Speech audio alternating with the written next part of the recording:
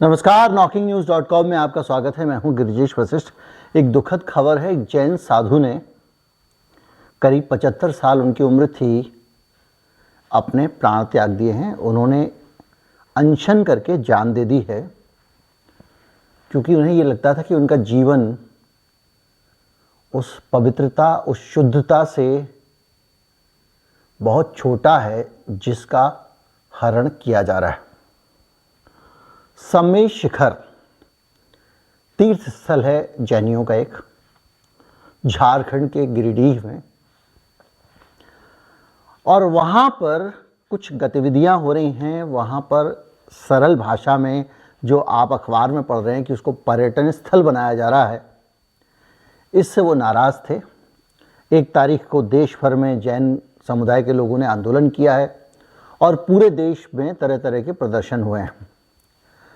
आज हम इसके पीछे की जो राजनीति है, मैंने कई लोगों से बात की है अलग अलग तरह के, इसके पीछे की राजनीति, इसके पीछे का मकसद, इसके पीछे की मंशा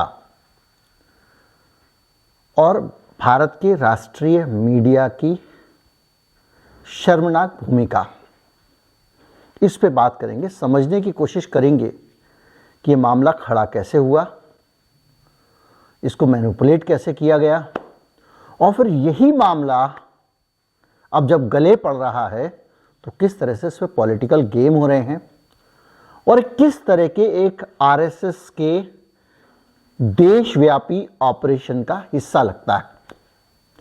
कहीं मत जाइए, चैनल को सब्सक्राइब कर लीजिए। मैं अभी हाजिर होता हूं और हम समझने की कोशिश करेंगे सम्मेद शिखर का मामला क्या सचमुच वही है जो मीडिया हमें दिखा रहा है,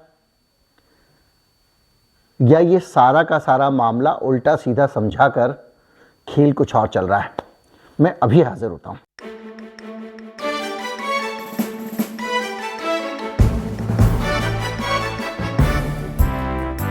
हम सनातनी हिंदुओं को ये सुनना खराब लग सकता है। हम जो हिंदू का खून न खौले, खून नहीं वो पानी है वाले जो हिंदू हैं, उनको अपने खून के बारे में वो खौल नहीं रहा। इस बात को देखकर अचरज हो सकता है, लेकिन भारत के जैन समुदाय के लोगों ने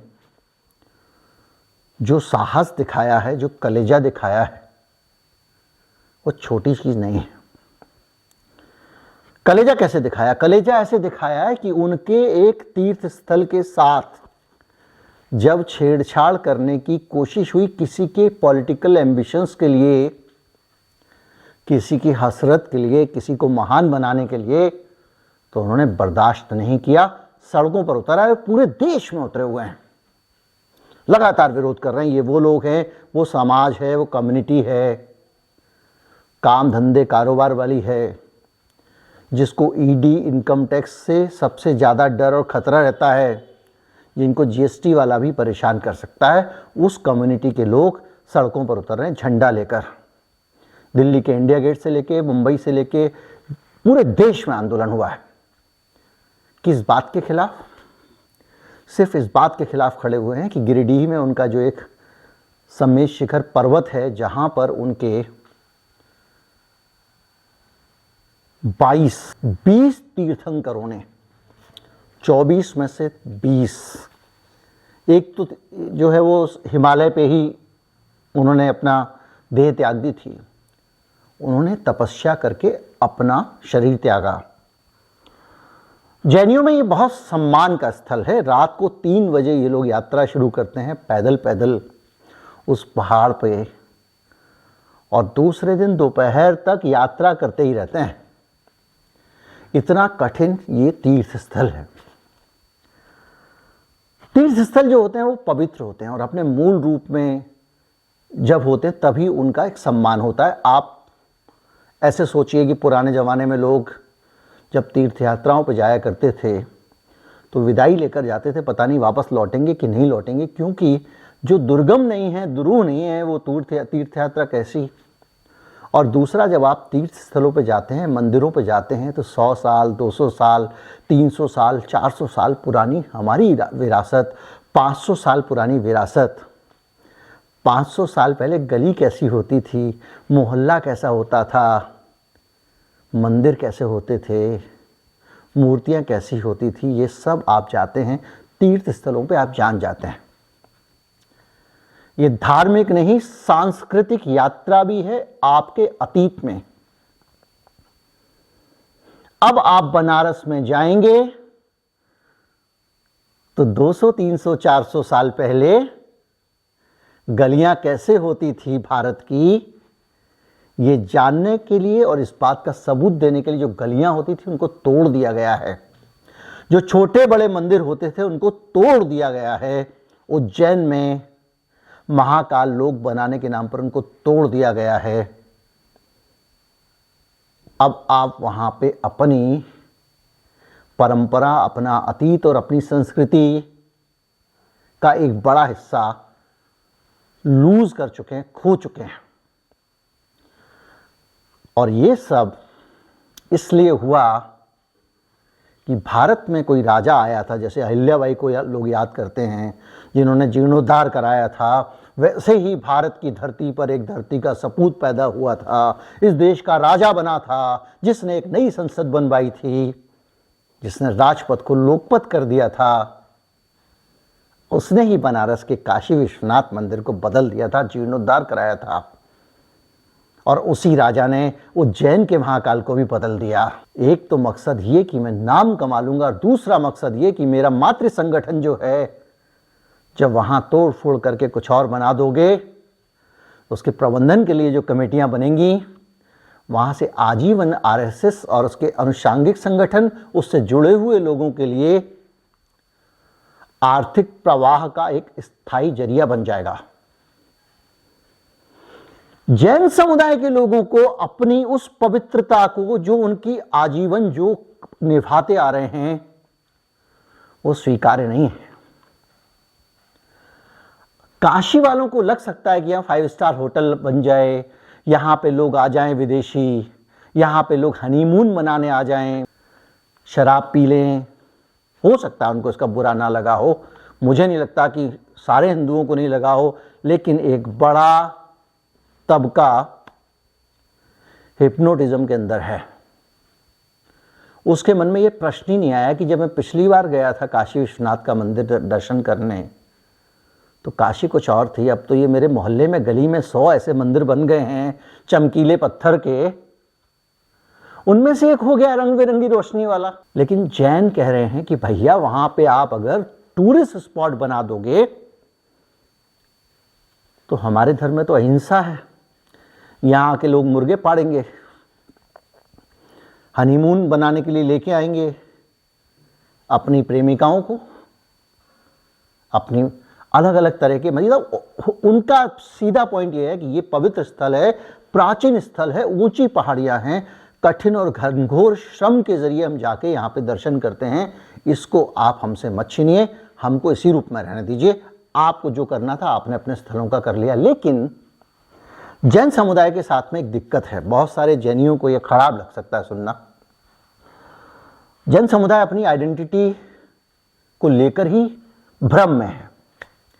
इस देश में बड़ी संख्या में ऐसे जैन हैं जो ये समझ ही नहीं पाते हैं कि वो जैन हिंदू नहीं है। हिंदू धर्म अलग है, जैन धर्म अलग है। सिर्फ संविधान में ही उनको अल्पसंख्यक का दर्जा प्राप्त नहीं है, बल्कि जैन अनीश्वरवादी हैं। वो ईश्वर के अस्तित्व को नहीं मानते हैं। जैन दर्शन ठीक वैसे ही है जैसे कि और दूसरे अनीश्वरवादी धर्म हैं। एक ओंकार वाले सिर्फ गुरुओं को मानना है, ये भी अपने गुरुओं को मानते हैं। और उसी तरह से वो एक और धर्म भी है, वो अपने पैगंबरों को मानता है, एक ही ईश्वर है वो ये मानता है। लेकिन जैन धर्म वो भी नहीं मानता है। तो वो हिंदू कैसे हो सकते हैं? हिंदू धर्म में तो बहुत सारी कर्मकांड, पूजा, मूर्ति पूजा है। लेकिन हाँ, सनातन परंपरा का हिस्सा वो भी हो सकते हैं, क्योंकि हिंदू धर्म में सभी प्रकार की चीज़ों के लिए स्थान है। मैंने आपको बताया था कि नास्तिकता के लिए भी भरपूर स्थान है। बहरहाल आज की तारीख में जैन अलग धर्म है, उनकी एक पहचान अलग है, दर्शन के स्तर पर कुछ भी हो सकता है। तो वो जैन आज भी भ्रम में है और बहुत सारे जैन समाज के लोग, जिनमें देश के गृह मंत्री अमित शाह भी मौजूद हैं, ये कहते हैं कि मैं हिंदू हूं, मैं जैन नहीं हूं। वोट मांगने के लिए बोल देते हैं कि हाँ हिंदू हूं लेकिन जैन भी हूं। तो सम्मेद शिखर में जब ये वहां टूरिज्म डेवलप करने की बात होती है, ट्रस्ट बनते हैं, तो वहां पर भी उसी तरह से एक खास आइडियोलॉजी के लोग उस तीर्थ स्थल पर कब्जा करने की तैयारी कर सकते हैं। वहाँ के प्रबंधन और देखभाल के बहाने वहाँ जम सकते हैं। लेकिन जब उल्टा पड़ता है मामला, लोग सड़कों पर आ जाते हैं, विरोध करते हैं, तो राजनीति का एक और फ्रंट खुलता है, झूठ का एक और फ्रंट खुलता है। और वो फ्रंट है दोष किसी और के सिर मढ़ देने का। देश का मीडिया जमकर इस पर काम कर रहा है और हम सबको ये लगता है कि झारखंड की सरकार ने कोई पाप कर दिया है और इसलिए उसका विरोध हो रहा है, यही खबरें दिखा रहे हैं। लेकिन इसका इतिहास अगर आप देखें तो 2018 से शुरू होता है। 22 अक्टूबर 2018 को एक आदेश जारी हुआ, ऑफिस ऑर्डर जारी हुआ है और उसमें ये कहा गया है कि इसको अक्षुण्ण बनाए रखने के लिए सरकार प्रतिबद्ध है। रघुवर दास की सरकार, भारतीय जनता पार्टी वाले। उसके बाद 2019 को एक गजट नोटिफिकेशन निकलता है झारखंड की सरकार का, जिसमें 24 जिलों में पर्यटन स्थल विकसित करने की बात होती है, जिसमें एक सम्मेद शिखर भी है। लेकिन इससे बात नहीं बनती है। अंतिम रूप से इसको सरकार तब भी 2019 में बीजेपी की ही होती है और केंद्र में भारत सरकार का पर्यावरण और वन मंत्रालय गजट जारी करता है। 2 अगस्त 2019 को मोदी जी की सरकार थी केंद्र में और इस eco sensitive zone tourism center बनाया जाता है यहाँ पे, जिसका विरोध देश भर के जैन मुनि इसको लेकर कर रहे हैं। अब समस्या ये है कि जब आप कुछ ब्लैक एंड व्हाइट देख रहे होते हैं या कुछ और देख रहे होते हैं तो उसमें यह कर दिया जाता है केंद्र सरकार की तस्वीर में नहीं, और आपको ये बताया जाता है कि भाई ये जो आप ग्रे देखो, और वो झारखंड की सरकार जो है, जेएमएम की शायद सरकार जो है वहां पे, वो इसके लिए दोषी। अब बड़ा सवाल इस बात का है जो हम सबको सोचना है कि क्या इस देश में ये जो जैन समाज के लोग हैं लंबे समय तक लड़ पाएंगे। ये अपने आप में सोचने का प्रश्न है, क्योंकि ये सब लोग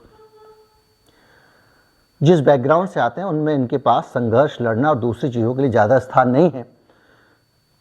वो अदालत में भी जाना नहीं चाहते हैं। मैं सुप्रीम कोर्ट के उस तिरुपति वाले फैसले की याद भी नहीं दिलाना चाहूँगा, जिस फैसले में वहाँ एक जैन धर्मस्थल पाया गया और उसको मुक्त नहीं करा पा रहे हैं जैन लोग।